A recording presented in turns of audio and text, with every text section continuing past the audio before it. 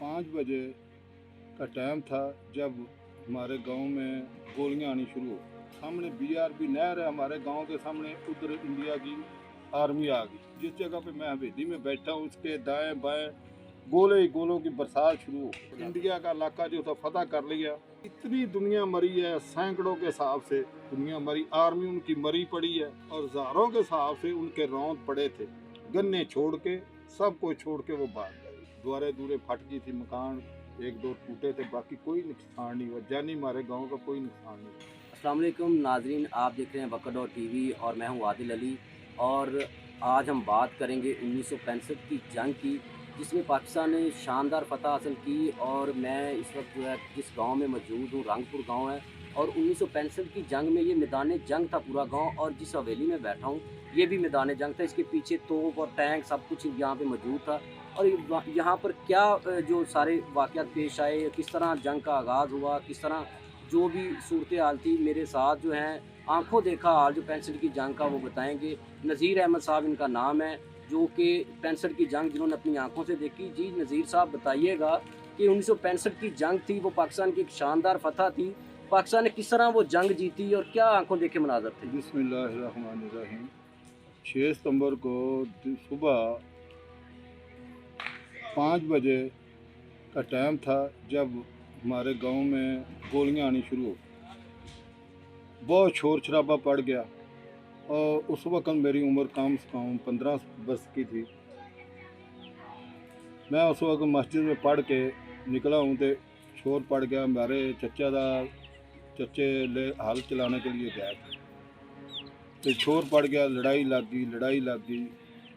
उसी टाइम पे सुबह सूर्य चढ़ने वाला था तो इंडिया के 5 जहाज हवाई जहाज चढ़े और बॉर्डर के ऊपर चक्कर लगा के वापस चले गए। और 1 घंटे के बाद पहले तो गोलियां चलती रही। वो सामने बीआरबी नहर है हमारे गांव के सामने, उधर इंडिया की आर्मी आ गई। किसी को पता नहीं था लड़ाई लगेगी, इधर कोई बंदोबस्त नहीं था। और उससे एक दिन पहले खेमकर रोड पे अब्दुल खालिक दरबार पे बाग था, उधर आर्मी की 6 अटर्ली की गन्ने आके खड़ी थी। और सुबह 7 बजे के बाद अचानक ही इतना हमला कर दिया, इंडिया के तोपों के गोले आने शुरू हुए। जिस जगह पे मैं हवेली में बैठा हूँ उसके दाएं बाएं गोले ही गोलों की बरसात शुरू हो गई। अच्छा। खैर रुक नहीं रहा, दुनिया को हलचल पड़ गई। कोई सामान लेके किधर भाग रहा है, कोई किधर भाग रहा है। और मेरे वालिद साहब मरहूम जो थे, पीछे हमारी ज़मीन थी, उधर ज़मीन में घूम रहा था। उधर आर्मी का एक सूबेदार आया, उसने पूछा भाई साहब हमको बताएं कि इंडिया खेमकर कितनी दूर है। उसने उस वक्त बोला कि खेमकर इधर से 5 मील दूर है। उस वक्त मील होते थे। उनको लोकेशन नहीं थी, ओपी आगे गया नहीं था। उन्होंने उसी लोकेशन पे गन्नों को सीधा करके फायरिंग शुरू कर। जब इंडिया के पीछे पिछली साइड में फायरिंग शुरू हुई ना, तो उनकी आर्मी आगे आई हुई थी पाकिस्तान की हद में। उनको बोला भी ये हमारे साथ क्या पड़, वो पीछे भागना शुरू हो गया। कोई इधर मर गया। अल्लाह ने खैर किया, उन्होंने तोपों ने सारा दिन फायरिंग शुरू रखी, वो हमला गया रुक। उसके बाद शाम जब हुई है, हमारा इधर आर्मड डिवीज़न पहुंचा है। 6-7 बजे से लेके रात इतनी आर्मी आई है, इतना टैंक आया है, कोई पता नहीं चल रहा किधर टैंक ही टैंक, तोपे ही तोपे लगी हुई। इधर जिस जगह पे हम जिस जगह बैठे हैं दाएं बाएं पीरू वाला, रंगपुर, अब्दुल खाल के सारा जो इलाका था ना, मैदान, कोई जगह नजर नहीं आ रही। खेतें जो जमीनों में सब टैंक आर्मी थी। ठीक है। और 6 सितंबर के बाद इतनी रात 7-8 को इतनी फायरिंग थी।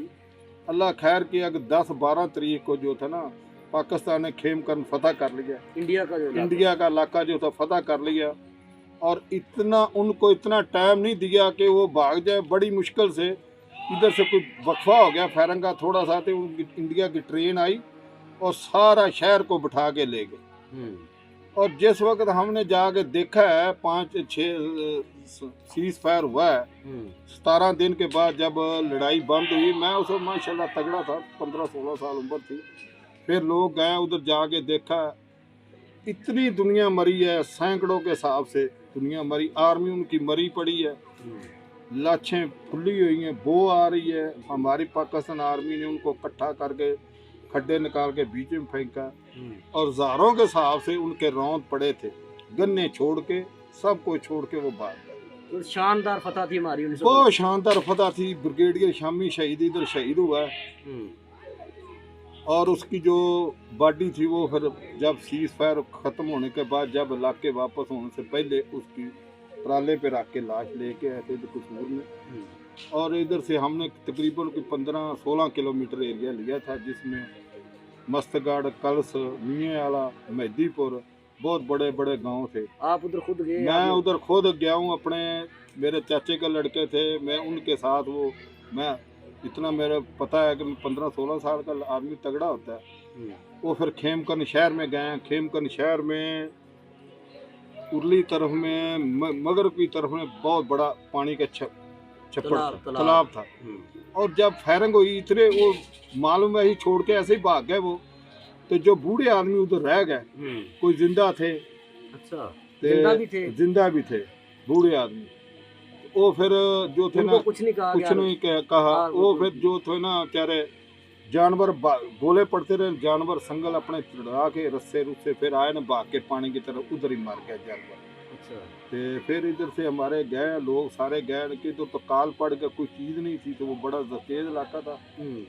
तो वो ये गंदम भी लोग उधर बैलगाड़ियों पे माले गनीमत बैलगाड़ियों पे वो गंदम भी लेके आए। बाद में हम माल मवेशी लेके उधर जाके चरा के लाते थे। अच्छा। बहुत खाना पीने का सारा सामान उधर से लो। मेरा एक सवाल है कि वहाँ पे जो उनके बूढ़े रह गए वो उधर ही रहे, उन्हें कुछ वो बूढ़े आर्मी ने उनको क्या करना था, मर गया वो, उनको पकड़ लिया, उनको बेचारे को क्या देना था, खाना खुना खाना था, कोई वैसे ही मर गया, लोगों ने मार दिए।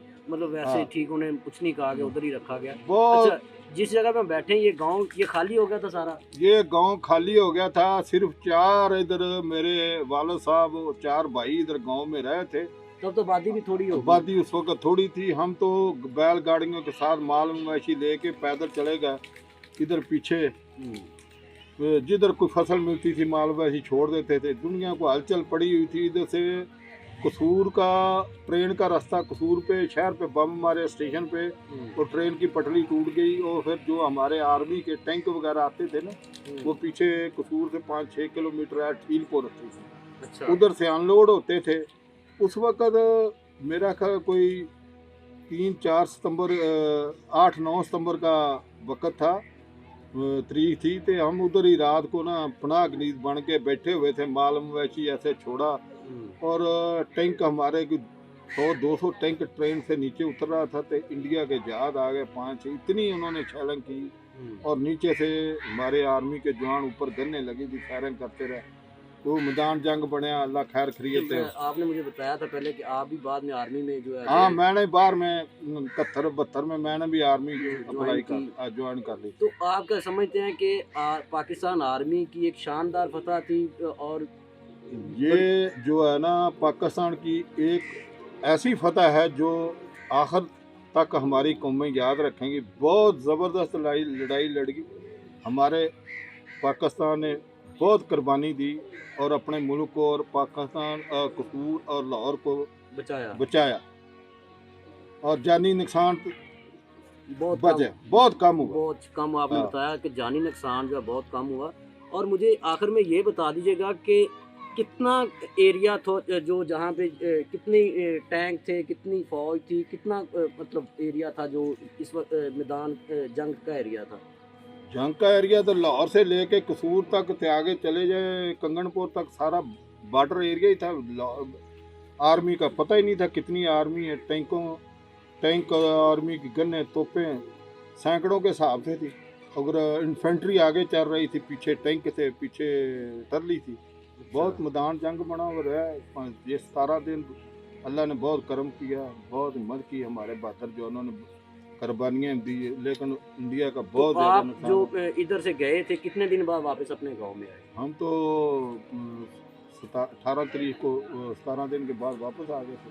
25 तारीख को वापस आ गए। 25 तारीख को आप 25 आपको अभी वो सारे मनाजर याद है? अभी याद है। हमारे अपने गांव में भी हमारी हवेली में गोले 2-3 पड़े थे।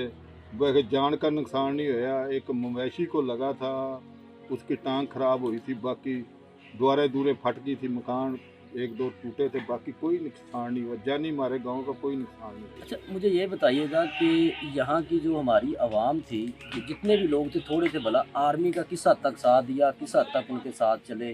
और आर्मी का बहुत अच्छा साथ दिया। वो जो हमारे चचे ताए थे, भाई थे बड़े, आर्मी के साथ बहुत हेल्प किया, उनको खाना तक भेजा पीछे, अच्छा। पका के दिया, और उनको मोर्चे मार्चे निकालने तो वो साथ उनके हेल्प करते थे। बहुत साथ दिया आर्मी का, बहुत हमारी आवाम ने साथ दिया, बहुत ज़्यादा। तो जी नाज़रीन, आपने 1965 की जो जंग थी उसका आँखों देखा जो हाल था वो शायरी से सुना। जी। और अगली जो वीडियो है वो मैं आपको दिखाऊंगा उसमें कि जो हमारे इधर जो 50 शहीद हुए थे उनकी कब्रें हैं यहाँ पे, और मैं वो बताऊंगा कि वो कौन कौन से शहीद थे और कहाँ पे वो कब्रें मौजूद हैं। देखते रहिए वक्र.टी, और हमारा एक ही कोशिश होती है कि आप तक जो है एक अच्छी इन्फॉर्मेशन पहुँचाएँ। देखते रहिए, और हमारे जो चैनल को जो है वो लाजमी सब्सक्राइब कीजिए।